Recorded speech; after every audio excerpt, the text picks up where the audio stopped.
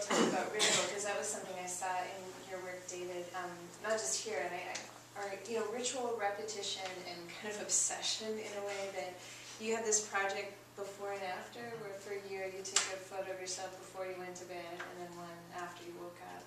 And then you had this really great photo project where you traveled across the country from Richmond to San Francisco. That's right. And you took a photo every 5 miles. 5 miles in the driver's seat of the car. Okay. And they're very appealing, those projects. I don't know why, that idea of just doing the same thing every day. I mean, maybe it speaks to the way most of us experience our lives, and also what you're saying, that places can become kind of more significant markers in some ways than people in fashioning our memories. But that seemed to link David's work to yours in a way I hadn't thought about until I looked more deeply. And I wanted you both to maybe talk a little bit about that ritual in your work. And so maybe Stephen. Do you mean ritual as a sort of like my interest in ritual, or the ritual of my studio practice? I mean, there's like two different. For David, it seems a ritual of practice, and maybe that goes to the different materials you're using, although I bet it's part of what you're doing with creating these objects. But you seem, it seems to be, it's more like a theme of your work.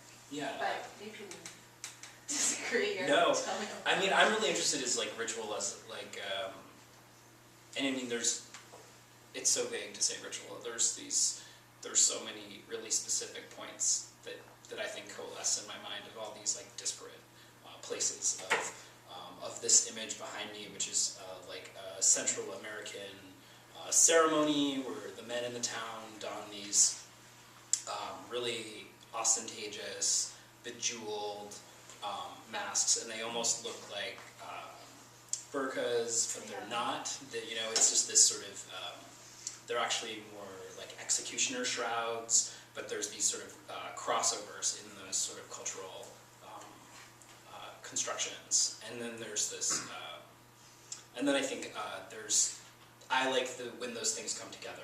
This piece has like a beauty sash, or like is almost like a, It's the personality trait. Yeah, and I like to think of this as something like a WWF belt that you get awarded when you won a wrestling match, but also like a beauty queen sash, but also a sort of in the International Mr. Leather contest, you also get a sash, but it's a much different kind of sash, where the sash actually is between those two things. It's between the sort of wrestling belt and it's between the beauty sash, which is just this sort of like organza material with like kind of like loose gold like printing on it, and then theirs are these like handmade beautiful leather belts that Mr. International Leather, and they're studded, and there's just such attention and detail. And I've even tried to meet the people who make them in Chicago, but it's kind of shrouded in a way that they're like, no, they're not really going to teach you to do that. I'm like, that's not. I don't want to be a tourist in their craft either, but I also wanted to like kind of work with them, but it was very much like, no, that's kind of their thing. They don't want to learn that. There was no apprenticeship. I tried unsuccessfully, but I think it's like those rituals have these sort of crossover points, and I think that for me, I think of identity as something that is complex and constructed from multiple places, and so I think that where ritual exists in my work is that, where they coalesce and cross over, like the idea of somebody. I always think of this idea in my head of Jim Kane as this person who I researched a lot when I was at the Leather Archive, and he had built a dungeon in his house in San Francisco, and he was one of the first people to kind of be very open about his dungeon, and people like Robert Mapplethorpe and Tom of Finland, I forget what his real name is, would come to his house, and they would have to like apply to be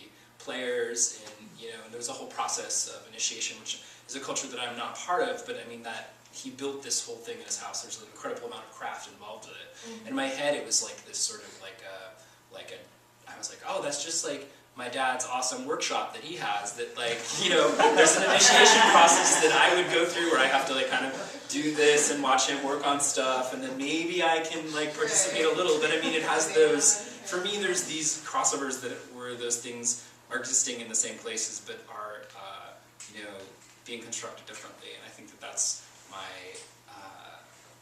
ritual kind of pulls into that.